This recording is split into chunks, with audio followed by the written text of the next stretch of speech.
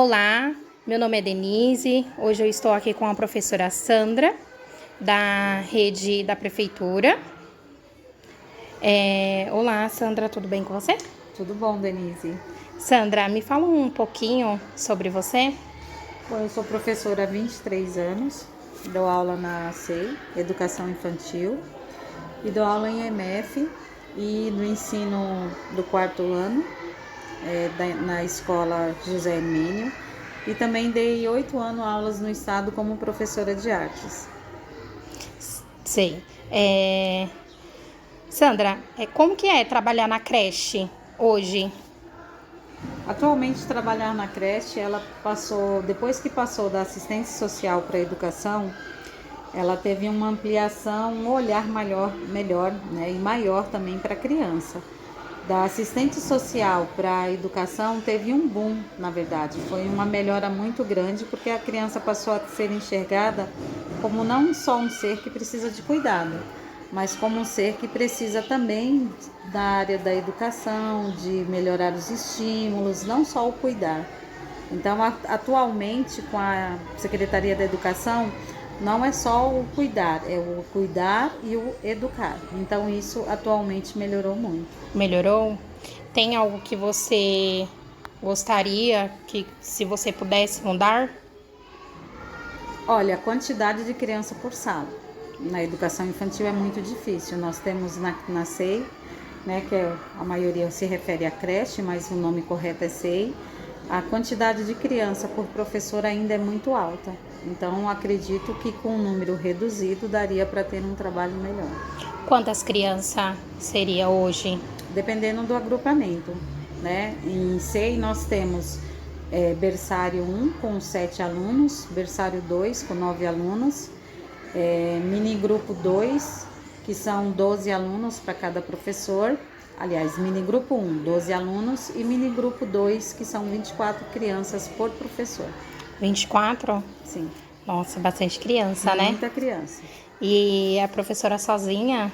No mini grupo 2 é uma professora somente. Sozinha, né? Ela fica do horário das 8 às 13, é uma professora, e depois das 13 às 18 é uma outra professora. Então, dentro dessa quantidade de criança, nós temos atualmente as inclusões, então é um professor só e se torna um trabalho um pouco difícil. Sim. Qual que é a importância do brincar para você? O brincar na educação infantil, ele é a base fundamental da educação infantil, porque através do brincar a criança ela aprende. Não tem como eu ensinar uma criança a aprender nessa faixa etária sem utilizar as brincadeiras, porque o brincar é inerente da criança. Então, dentro das brincadeiras eu consigo fazer com que ela desenvolva, com que ela se locomova, com que ela use a expressão corporal. Dentro do brincar é fundamental na educação infantil. O que você acha que ajuda a influência no desenvolvimento? Você fala da brincadeira? Sim. A brincadeira é tudo na educação infantil, né? Porque a criança se desenvolve nessa faixa etária através do brincar. Se você deixar uma criança sozinha, ela vai brincar sozinha. Então, dentro da brincadeira, nessa faixa etária, é a etapa que a criança aprende, é brincando. Sim. Como que funciona a relação da família com a escola? Quais são os maiores problemas? O que poderia ser feito para melhorar? A relação da família com a escola, ela tem que ser estreita, mas ela tem que ter um limite também, né? A família ela tem que saber bem delimitado o papel dela, que a escola, nós sabemos o nosso papel. Então, a gente tem que orientar bem essa família para que ela contribua, né? Sem a contribuição da família, fica difícil até a escola desenvolver o papel dela. E os maiores problemas é a falta também da participação desses pais. A maioria nessa faixa etária, às vezes nós temos pais muito novos, mães adolescentes, que elas não têm essa consciência ainda da responsabilidade de se criar uma criança, de ter o cuidado com essa criança. Então, a escola faz muito um papel, às vezes até de educar esses pais, para que ele tenha a noção do papel deles para que eles assumam a responsabilidade também com os próprios filhos. E o que poderia ser feito para melhorar é continuar fazendo esse estreitamento de relação escola e família. Só com esse estreitamento, com essa relação melhor da escola com a família, que a educação ela vai funcionar, que a escola vai funcionar corretamente, onde a criança é o centro, é o principal, é o ator principal dessa educação, é a criança. Então, você acha que é importante a presença da família na escola de educação infantil? Sim, eu acho importante, mas cada um sabendo o seu papel. A família não pode querer assumir o papel da escola e a escola também não pode querer assumir o papel da família. São trabalhos distintos, onde muitas vezes a escola tem que ensinar os pais a ser pais. Isso acontece muito, principalmente por causa da região aqui onde a escola está inserida. Sim. Você acha que tem alguma consequência quando a família é ausente? Muita consequência. Porque se a família não é ausente, essa criança, ela na verdade, quando a família é ausente, a escola vira depósito, né? A mãe não participa, ela simplesmente deixa.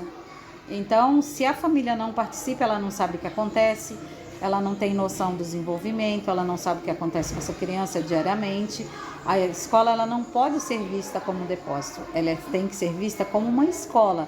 Não é a casa do aluno, é a escola. Casa é casa, escola é escola. E essa parceria tem que ser fundamental, mas cada um tem que saber seu papel. Sim, concordo. Qual que é o papel do profissional da educação infantil? O papel do profissional da educação é um papel de um professor, né? Ele tem que saber as etapas, ele está aqui porque nas escolas da prefeitura os professores são concursados, a maioria eles têm pós-graduação, né? Eles têm um estudo para isso. A educação infantil ela avançou muito na qualidade da formação dos professores, porque todos os professores têm a pedagogia, têm o nível superior e a maioria já tem pós-graduação. Nós temos as nossas formações, nós temos 1 hora de formação por dia, né? 3 vezes na semana, 3 dias na semana nós temos essa formação.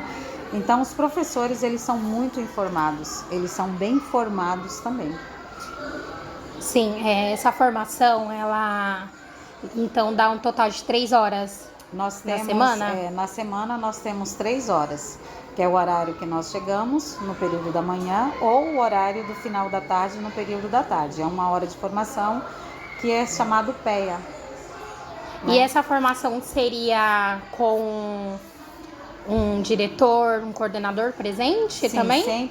Sempre com uma pessoa da gestão presente. Presente. Ou é o diretor ou é o coordenador. Então nós temos formações sobre os programas da prefeitura, sobre o que está sendo trabalhado, como nós trocamos informações.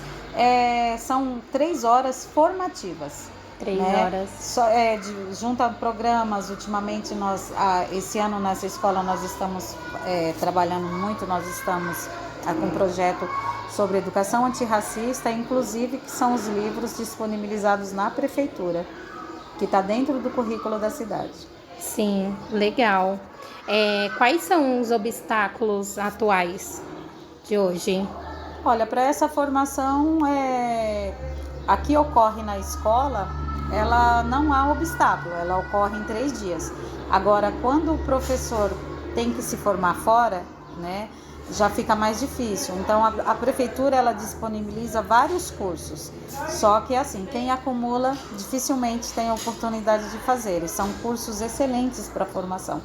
E esses cursos, quem acumula, às vezes faz uma jornada que sai 8 horas da escola, esse professor não tem essa oportunidade. Então esse eu acredito que seja um obstáculo, porque eu vivo esse obstáculo. Os cursos eu saio 8 horas, que eu faço GEIF, eu acumulo em 2 cargos, então eu não consigo fazer. E finais de semana é mais complicado, porque a gente tem a nossa vida, a nossa particularidade, mas a gente não fica sem formação, porque nós temos essas formações durante a semana de 1 hora. E na sua opinião, o que poderia ajudar? Alguns cursos eu acredito que deveria ser com dispensa de ponto. Por quê? Porque aí iria oportunizar todos os professores de ter acesso. Sim. Por que é importante ter uma formação docente para atuação na escola de educação infantil? Quando o professor ele tem uma formação, ele sabe, ele tem propriedade com o trabalho dele. Então, sem formação, a pessoa ela vai ficar tentando acertar. E o profissional que ele é formado, ele vai conhecer as etapas de desenvolvimento da criança, por que ela está tendo aquela reação, por que ela está em determinado momento eu dou alguma atividade, ela me dá uma resposta, que tipo de estímulo eu tenho que trabalhar nessa criança para que ela se desenvolva. Então a formação é primordial. Sem formação o professor ele não tem como trabalhar, ele fica amarrado, ele é engessado, ele não vai conhecer o público que ele vai trabalhar. E a formação te dá esse conhecimento. Cada etapa do desenvolvimento da criança, se o professor tiver a formação, ele vai saber o que ele tem que fazer, quais são as respostas esperadas, quando não tem as respostas esperadas, o que ele pode fazer, que tipo de encaminhamento ele pode estar efetuando para auxiliar aquela criança naquela fase. Sim. E o que você acha da formação atual? Atual eu acho que tem muita formação, então o professor não pode falar que não conhece ou que desconhece. Então atualmente nós temos muita formação, a prefeitura disponibiliza a formação, nosso sindicato disponibiliza a formação e também o professor tem que querer, né? Então o que atrapalha muitas vezes são esses horários das formações, não que o professor não queira se atualizar. Sim. Né? O problema são os horários, são os obstáculos, que a maioria dos professores hoje em dia tem 2 cargos. Sim, entendi. E como a pandemia afetou as escolas e os alunos da educação infantil? Na educação infantil houve um retrocesso muito grande, porque a criança, ela quando vem para a CEI, ela vem de 0 até os 3 anos e 12 meses, depois ela vai para a EMEI. Então, o que ocorreu? Essa criança ela não teve oportunidade de vivenciar essas novas rotinas, esses novos aprendizados. Então, foram 2 anos, 2 anos de retrocesso. Nós recebemos criança que elas não sabiam se relacionar com as outras. A creche e a SEI, ela tem o objetivo muito socializar, é fazer com que a criança aprenda regras, aprenda a se comunicar, aprenda a conviver com os outros. E a criança na pandemia, ela ficou reclusa dentro de casa, ali no núcleo familiar, ela não teve oportunidade de conhecer, de vivenciar outra realidade. Então isso atrapalhou demais, houve um retrocesso muito grande na pandemia nessa faixa etária. Entendi. Como que foi voltar da pandemia e como está sendo hoje, pós-pandemia? Quando nós voltamos inicialmente, na verdade a gente ficou muito perdido, né? Nós ficamos perdidos por quê? Porque nós tivemos que reaprender, foi um novo paradigma que nós tivemos que trabalhar com criança sem contato físico. Nessa faixa etária foi muito difícil. A criança ela foi poldada até no sentido do seu desenvolvimento, porque eu tinha que fazer quadrados e a criança permanecia aquilo ali dentro daquele quadrado, porque era o que a Secretaria de Saúde exigia naquele momento, sem o contato físico. E para a gente que é professor de educação infantil, esse contato físico ele faz parte do aprender da criança e faz parte do nosso ensinar. Então a gente ficou muito perdido, porque como é que eu vou acalentar uma criança, como é que eu vou deixar ela dentro de um quadrado, um espaço sem tocar, sem chegar perto, sem acariciar, sem o meu contato físico, que tem que ter o contato físico com o professor, porque essa faixa etária a gente trabalha muito com contato físico, com falar, com chegar perto, com aconchegar, e isso não existia, não podíamos. Então, para nós profissionais da educação nessa faixa etária, acredito que foi o pior, porque a criança com uma faixa etária maior, ela já consegue entender um pouco. Nessa faixa etária, a criança não entende. Então, para nós foi algo assim muito ruim e acabou afetando tanto o professor quanto a criança, porque quando você recusa um abraço, recusa um aconchego, recusa chegar perto, isso afeta muito o emocional, tanto da criança quanto do professor. Foi muito difícil a pandemia nesse termo. Sim, verdade, né? Na sua opinião, as tecnologias agregam em algo? Sim, Em agregam quê? muito. Como eu trabalho muito com o Mini Grupo 2, eu uso bastante tecnologia com eles. A escola da prefeitura, na CEI, ela disponibiliza tablets também para criança, né? Essa escola especificamente, nós temos tablets, nós tínhamos, né, uns tablets com acesso à internet, agora não, que cancelou o contrato, mas o nosso tablet tinha acesso à internet. Tem programas infantis, programas infantis com YouTube Kids, onde tem jogos, brincadeiras. E a internet, a criança nessa faixa etária, ela já tem acesso à tecnologia celular. Então não dá pra gente pegar uma escola e privar de tecnologia, porque se eu privo aqui dentro, ela tem lá fora. E eles, às vezes, eu dava tablet, eles sabiam manusear melhor que eu. Então, eles estão muito mais atualizados, eles já nascem parecendo com chip, né, de informática. Então, a escola ela não pode ser uma ilha onde eu ensino sem usar esses recursos, porque senão a escola fica desatualizada. Então, a tecnologia atualmente ela é primordial no desenvolvimento da criança. Sim. Qual que é o lado positivo e o lado negativo Da da tecnologia, tecnologia? a exposição prolongada é uma forma negativa, né? Porque isso atrapalha muito no desenvolvimento da criança. É provado que a criança ela tem um tempo onde ela pode ficar exposta a essas tecnologias. Então, o uso excessivo prejudica. Tudo que é demais prejudica. E um ponto negativo seria esse, o uso excessivo. E um ponto positivo é que é um leque muito grande. A criança ela tem acesso a várias informações e hoje em dia a criança ela é muito rápida. É muito inteligente criança nessa idade. Então elas aprendem muito rápido. Então na verdade é um recurso. Você acha que a tecnologia adiantou ou atrasou as crianças? Eu acredito que adiantou, Adiantou? mas quando se usa ela moderada e quando se usa dentro dos limites saudáveis. Sim. Você acha fácil achar práticas para bebê com até 1 ano? Não, Não? não, eu não acho fácil, é difícil, porque com 1 ano essa faixa etária é mais o cuidar. Ou cuidar. Quais são os cuidados que devemos ter e o que é melhor para trabalhar nessa idade? Nessa idade o cuidado mais é o cuidado é o cuidado rotineiro, né? De trocar, de dar mamadeira. Então, esse é o cuidado com saúde, com alimentação. Então, esses são os cuidados maiores, os primordiais no berçário 1, porque a criança nessa faixa de 0 a 1 ano, a parte educacional não dá pra gente fazer muita coisa. Então, outra coisa que a gente pode fazer nessa faixa etária é o estímulo. Então, nessa faixa etária se trabalha o estímulo do andar, do engatinhar, balbuciar. Então, é isso que a gente costuma trabalhar nessa faixa etária. Sim. Qual que é a importância das brincadeiras? Planejar elas é importante? Sim, porque quando eu entro numa sala e eu não tenho planejamento, eu não sei o que eu faço. Tudo que fizer está feito, o mal feito ou o bem feito. Então, se eu entro numa sala onde eu não me planejo, eu não consigo trabalhar. Eu não sei o que eu vou fazer. Eu não tenho um direcionamento. E com criança, a gente tem que ter um direcionamento, porque eu tenho que ter um objetivo. Né? Se planejar antes, né? Se planejar. Sem planejamento, eu não consigo entrar numa sala com 24 crianças e não fazer nada. Eu vou ficar perdida.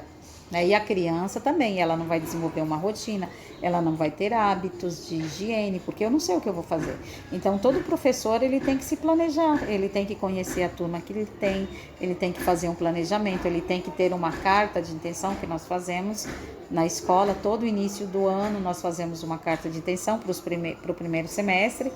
E no segundo semestre nós fazemos também uma carta de intenção. Essa carta de intenção, ela direciona o meu trabalho, ela direciona as minhas intenções que eu vou ter com aquela turma, com aquelas crianças no decorrer desse ano.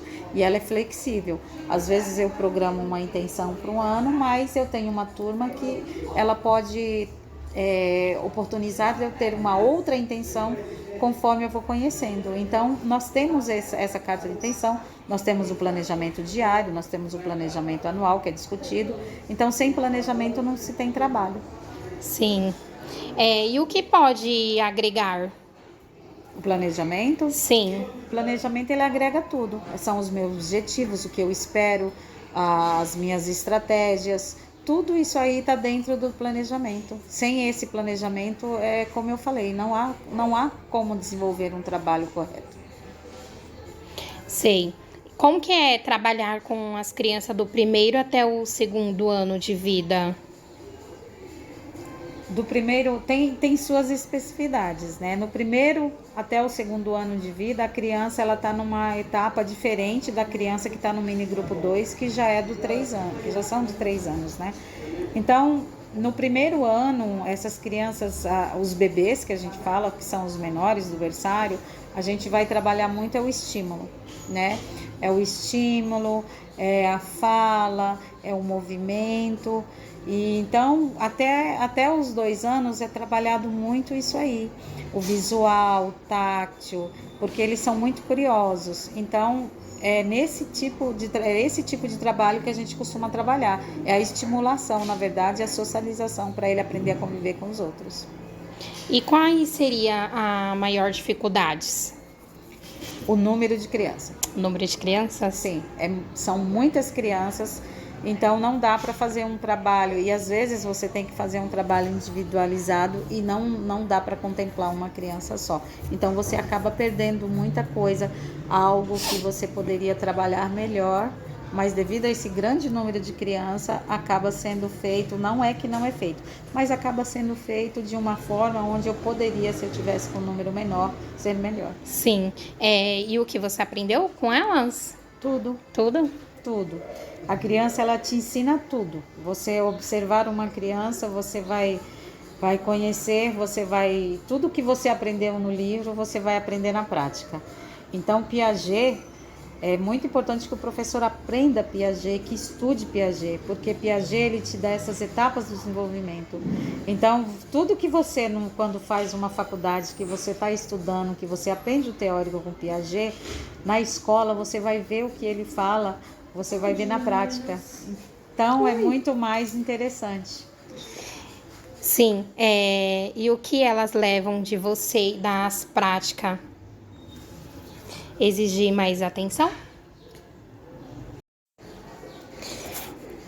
E o que elas levam de você e das práticas?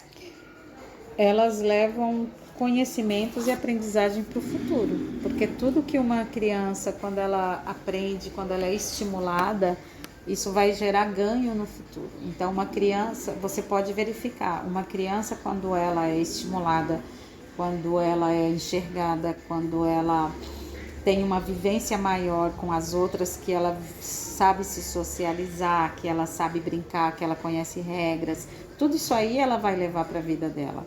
Porque a sociedade é regras, a gente tem que aprender a viver em regras também. E essas regras, elas servem para colocar a gente com uma convivência melhor. Regra serve para você aprender a viver em sociedade, porque se a gente não tem regras, a gente volta à época do homem das cavernas, onde não existia regra. Então, o homem moderno, ele vive com regras. As regras, a gente fala regra, soa até pesado, mas na verdade não é. As regras, elas existem para fazer com que você viva melhor, né? Existem regras boas, regras ruins e regras que a gente tem que seguir. A vida é feita de regra. Então a escola, ela vai te ensinar a conhecer as regras, mas o ser humano, ele tem livre-arbítrio. Ele segue as regras ou ele infringe as regras. Não vai dizer que ele não aprendeu. Então a escola ensina muito isso aí, a você conviver com o outro, a socializar. Até para viver em sociedade a gente tem que aprender as regras. Sim. E as crianças do 2º ao 3º ano de vida, quais são os obstáculos? Algumas crianças, nessa faixa etária, a gente está lidando muito atualmente com a educação especial. E nessa faixa etária, o obstáculo maior é não haver laudo. Então, o professor de SEI, ele tem algumas dificuldades na inclusão, porque nessa faixa etária não existe laudo. Busca-se o que o professor faz? Ele percebe que o desenvolvimento daquela criança está diferente, não está parecido, não está igual com aquela outra, porque a gente faz, não tem como não haver essa comparação.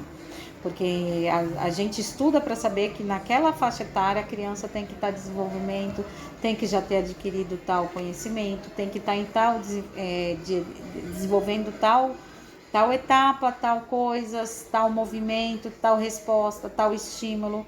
Então, um obstáculo hoje que eu percebo é a inclusão. Por quê? Porque nessa faixa etária é muito difícil saber. Então, tem criança, porque a gente tem que respeitar o momento dela. Então, tem criança que ela é um pouco mais devagar no desenvolvimento, tem criança que ainda não está pronta para esse tipo de atividade ou para esse tipo de resposta que eu preciso.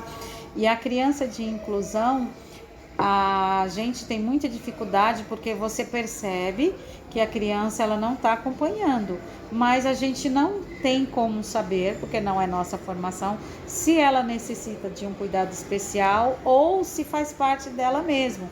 Até para o especialista nessa faixa etária é difícil emitir um laudo, então sem esse laudo a gente fica meio à deriva, sem saber como trabalhar.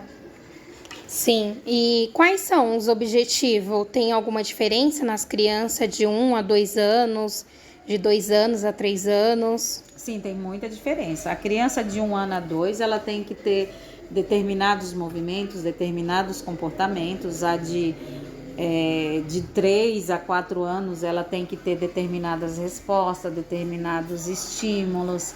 Então, há muita diferença na faixa etária do que se trabalhar em cada criança. Então, cada faixa etária existe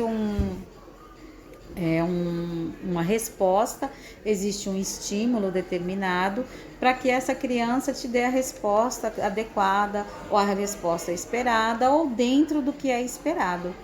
Então, cada faixa etária há um trabalho diferenciado e cabe ao professor ter essa formação, ter esse conhecimento para que essa criança se desenvolva da melhor forma possível, sem trauma, sem ser negligenciada e ser respeitada nas faixas etárias dela.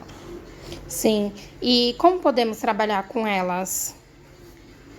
Aí o professor ele tem que conhecer cada etapa do desenvolvimento da criança. É onde eu falo que Piaget ele é muito importante. E também o olhar. Não adianta eu estudar tanto Piaget se eu não tiver um olhar para cada criança. Cada criança é um ser diferente.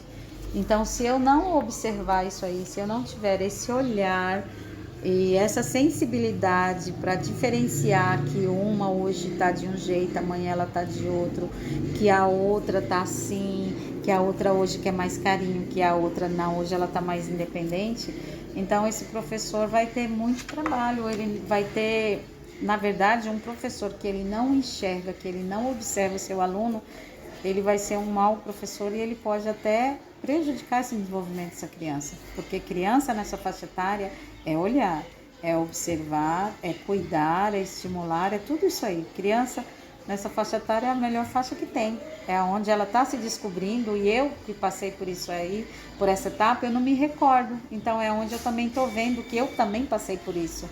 E o que eu sou hoje depende dessa faixa etária, de cada uma delas. Sim, e o papel dos estagiários auxiliares? Você acha que esse papel é bem feito? Deveria ter alguma mudança? As funções são bem distribuídas? O papel do estagiário, como eu também já fui estagiária em várias, a gente chega, eu sei porque eu também sou estagiária atualmente, eu faço educação especial pela Unesp e eu também estou estagiando, né? Como eu falei, o professor ele nunca para de estudar. Então, o papel do estagiário nesse momento, eu entendo exatamente o que acontece com isso. A gente chega, parece que a gente é perdido no ninho. A gente vai se atualizando. Então, se eu pego um profissional que acolhe esse estagiário, as coisas se tornam mais fáceis. Então, é observar e para você ter é muito importante o estagiário observar para ele saber o que acontece, porque ele vai mudar a opinião, ele vai saber se é aquilo que ele quer para a vida dele. Sem o estágio, o profissional ele não sabe o que esperar, ele não vai ter conhecimento. E eu acho sim importante o estagiário participar, né? Que ele tenha essa visão, que ele tenha essa descoberta, que na verdade criança é uma descoberta todos os dias. Então é muito importante que ele vá para a escola, que ele participe e que também queira não só observar, que ele dê sugestões, que ele pergunte, porque às vezes a gente que é estagiário, a gente fica muito retraído. E é importante que eu demonstre também que eu queira participar, que eu queira aprender, que é isso que eu quero, até para a minha formação, para saber se é isso mesmo que eu quero fazer. Se é essa profissão que eu vou querer desenvolver, porque não é uma profissão fácil.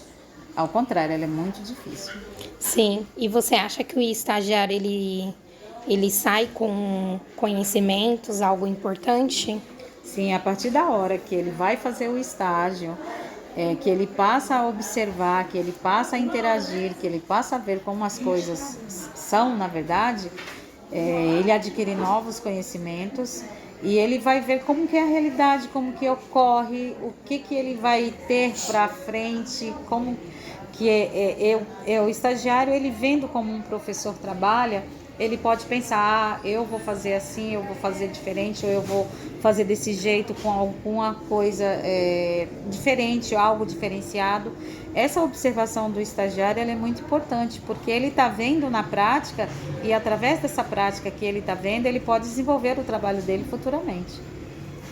Sim, e qual que é a importância deles na escola? Eu acho muito importante para eles aprenderem, né? Não, vou ser bem sincera, não é todo professor que quer estagiário na sala, porque tem estagiários e estagiários, né? Quando o profissional ele quer ser um bom profissional, ele vai ser curioso, ele vai querer aprender, ele vai respeitar o professor da sala também, ele vai propor atividades, perguntar. Então é muito importante que ele queira ser um estagiário também, né? E queira aprender. Então, o estagiário, ele através do estágio que ele passa a ter as vivências do que vai esperar da profissão dele futuramente. Sim, entendo. O que você acha da gestão da creche? Você sente apoio? Você acha que eles tomam decisões visando sempre o bem da criança? Olha, a nossa gestão aqui, nós temos a coordenação, que é a Célia, a coordenadora, nós temos a vice-diretora, que é a Ana Paula, e temos a diretora, que é a Patrícia. A gestão, ela sempre participa, ela propõe, né, propõe ao grupo, ela propõe, sempre é discutido o que nós vamos fazer, sempre é proposto, né, e a tomada de decisão, a gente dá os professores, nós damos nossas opiniões e eles, como gestores, tomam as decisões ou baseadas nas nossas opiniões ou baseadas no que eles têm que fazer, quais são as determinações da Secretaria de Educação. Então, aqui cada um sabe o seu papel. E tem algo que você acha que poderia melhorar? Em relação à gestão? Sim. Olha, algo que poderia melhorar, acredito que escola é vivência, sempre há algo que pode melhorar, né? Dificilmente o gestor ou o professor, ou dificilmente um ambiente onde se trabalha o ser humano, todo mundo vai sair satisfeito. Sempre vai ter aquelas divergências, sempre vai ter aquelas opiniões ao contrário. Isso faz parte, porque a gente é ser humano, então nós convivemos juntos e não pode ter 100% a mesma opinião e 100% a opinião diferente. Nós somos pessoas que convivemos com nossas particularidades, então sempre, em toda a escola vai ter opiniões que o professor vai concordar e opiniões onde não vai concordar. E o bom de se trabalhar em escola é isso, nós trabalhamos com a socialização e com a convivência. Sei. E qual é o maior problema na gestão? Ou não tem? Eu não consigo ver um maior problema, porque todos os problemas assim são discutidos. Aqui nessa escola se costuma discutir todos os problemas. E é como eu falei para você, nem todas as soluções vai agradar 100%. Tem pessoas que concordam, tem pessoas que discordam. E o bom da educação é isso, é você conviver e respeitar as opiniões dos outros. Sim, verdade, né?